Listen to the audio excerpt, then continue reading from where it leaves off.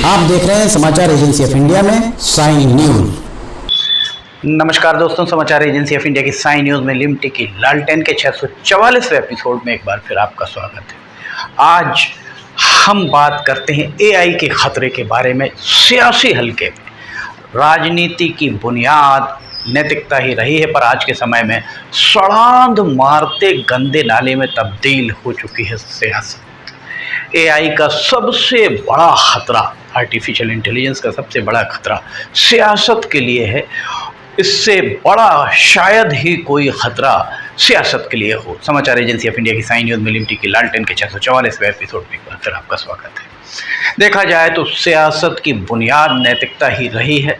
आदि अनादिकाल से जितने भी दृष्टांत आदि अनादिकाल के मिलते हैं, पौराणिक कथाएं मिलती हैं, उसमें नैतिकता ही सबसे महत्वपूर्ण हुआ करती थी।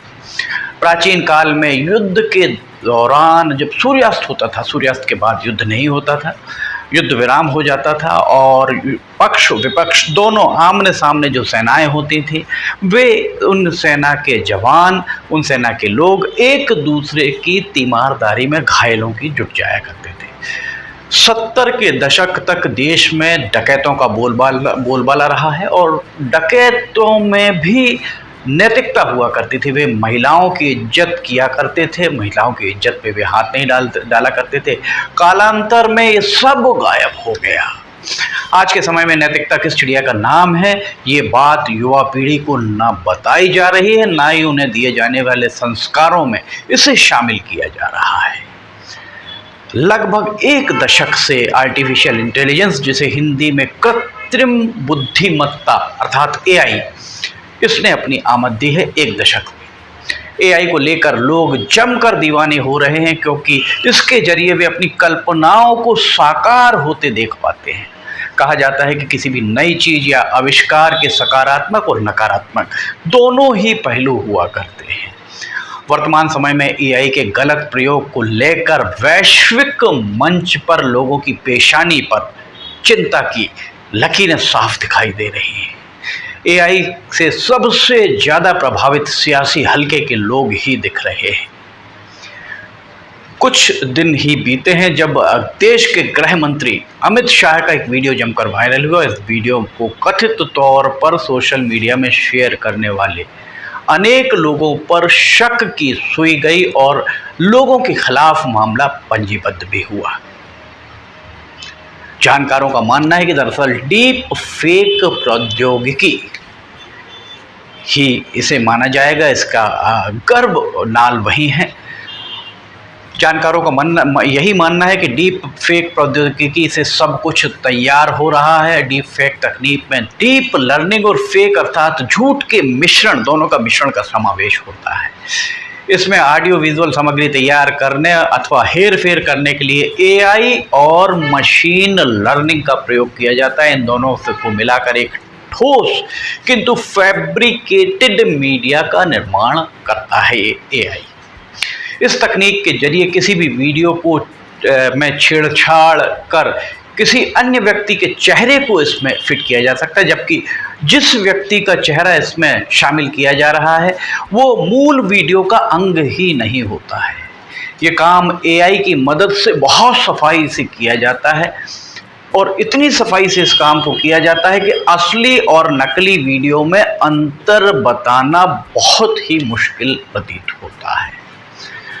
शुरुआती दौर में जब एआई आया था तब मनोरंजन के लिए इसका उपयोग किया जाता था, पर इसके राजनीतिक उपयोग से सियासी बयान में इसे लेकर चिंता की लकीरें साफ तौर पर दिखाई देने लगी हैं। राजनीति के बारे में अनेक दार्शनिकों ने अपने अपने विचार व्यक्त किए हैं। सियासत को साफ सुथरा होने की हिमायत, सियासत को साफ रहना चाहिए, राजनीति को साफ सुथरा गंदा नहीं होना चाहिए, इसकी हिमायत सदियों से होती आई है। किंतु 21वीं सदी में जिस तरह की सियासत चल रही है वो वाकई शोध का विषय मानी जा सकती है। आचार्य विनोबा भावे ने कहा था कि चारों तरफ सुराख ही सुराख, होल ही होल नजर आते हैं। आज राजनीति के लिए जनसेवा की बजाय सत्ता हासिल करना ही प्रमुख और सबसे महत्वपूर्ण लक्ष्य माना जा सकता है। आज सत्ता हासिल करने के लिए साम दाम दंड भेद की सियासत से भी ज्यादा गिरकर काम होता नजर आ रहा है। 14 मार्च 1879, 14 मार्च 1879 को जन्मे वैज्ञानिक अल्बर्ट आइंस्टीन के सापेक्षता का सिद्धांत का जिक्र यहाँ मौजूद लग रहा है। 1945 के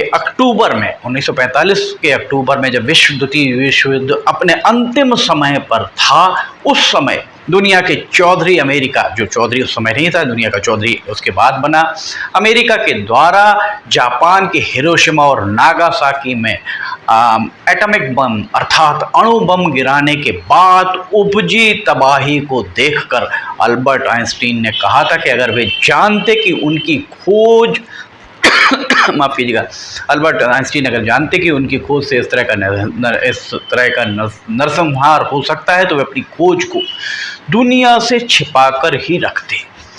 कहने का तात्पर्य महज इतना है कि इतना सही है कि हर जगह नैतिकता ही सियासत का आधार रहा है। मान लिया कि राजनीति दांव पैंच का खेल है, पर लोकतंत्र, भारतीय लोकतंत्र की बुनियाद की पहली शर्त नैतिकता ही है। वैसे कहा जाता है कि राजनीति की एक लाइन में अगर परिभाषित किया जाए तो जिस नीति से राज हासिल हो वो राजनीति कहलाती है, या इसमें उसके बाद भी नैतिकता, या यूँ कहे थोड़ी बहुत नैतिकता होना जरूरी है। आज़ादी के पहले और आज़ाद भारत में, आज़ादी के पहले की बात करें या आज़ाद भारत की बात करें तो नैतिकता किस कदर हावी थी, ये बात उम्रदराज हो रही पीढ़ी बेहतर तरीके से समझती, जानती, पहचानती होगी। 80 के दशक कमोबेश हर घर में गांधी, नेहरू, पटेल, सुभाष चंद्र बोस आदि के फोटो लगा करते थे। आज उनका स्थान फिल्मी सितारों की अर्धनग्न अश्लीलता फैलाने वाली फोटोज ने ले लिया। या यूं कहा जाए कि भारतीय राजनीति जो थी उसका ककहरा का मूल सिद्धांत स्वाधीनता आंदोलन ही रहा है। इसे दुर्भाग्य से कम क्या कहा जाएगा कि आज की सियासत करने वाली पीढ़ी के सामने शुचिता, पेशेवर ईमानदारी, पवित्रता, नैतिकता आदि का कोई मोल नहीं रह गया है।